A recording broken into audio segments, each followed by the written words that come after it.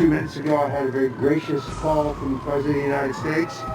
He told me that he had decided to use his extraordinary powers of clemency to commute my sentence, what he called a full commutation of my sentence.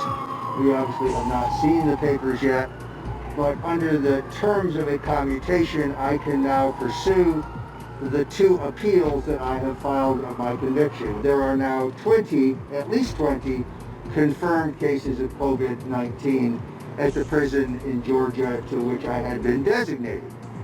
My concern, as stated previously, was I'm confident that I can win on appeal. I believe I will expose an enormous amount of corruption in my trial on appeal, but I have to live long enough to get to the appeal.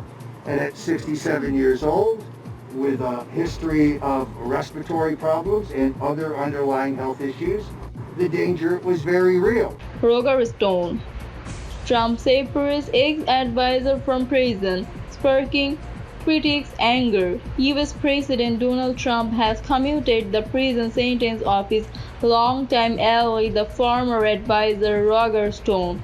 The move sparing Stone from jail but not a pardon came just after a court denied Stone's request to delay the start date of his 40-month prison term. He was convicted of lying to Congress, obstructions, and witness tampering. Stone was the 6th Trump side found guilty on charges linked to a Justice Department probe that alleged Russia tried to boost the Trump 2016 campaign. The 67-year-old had been due to report to a federal prison in Jessup, Gloria, next Tuesday. What did the president say? The White House said in a statement, Roger Stone is a victim of the Russia hoax that the left and its allies in the media perpetuated for years in an attempt to undermine the Trump presidency.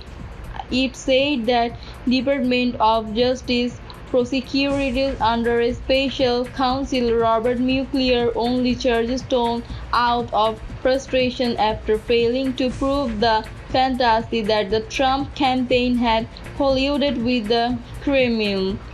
This is why the out-of-control Mueller prosecutors, desperate for splash-shy headlines to compensate for a failed investigation, set their sights on Mr. Stone, said the statement. The White House also suggested that the FBI had tipped off CNN about their pre-dawn raid on Stone's house, noting that a camera crew for the cable network was on the scene to record the arrest. Roger Stone has already suffered greatly, the statement said.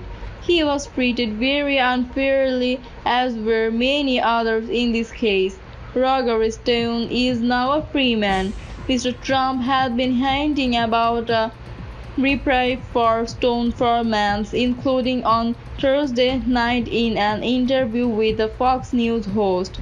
It's hard to say the president's decision to grant clemency to his longtime friend and political counselor is surprising, but it's still jarring. Even though the president has called a special counsel investigation that prosecuted Stone's Slam and the partition witch hunt, Stone was duly convicted of serious crimes. Meanwhile, Stone's active lobbying for a communication recently saying that he could have easily turned on the president to avoid trial was unseemly at best. Mr. Trump commutation for friend and also in a cumulated company.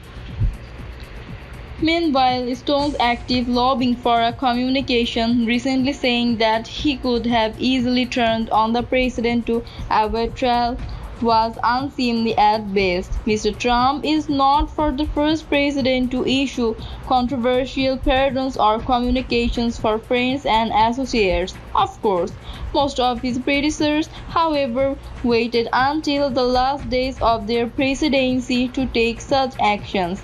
as they knew the political firestorm they would generate. Mr. Trump, on the other hand, seems to relish controversy. Like much of his time in office, his actions are done with an eye toward a base that views instigating political opponents as an end to itself. While the action will be sharply criticized at this point in the Trump presidency, his critics and his allies appear pretty much set in stone, giving Stone a reprieve won't win Mr. Trump any new support, but that's not the point. He is helping a loyal friend. Critics be demand.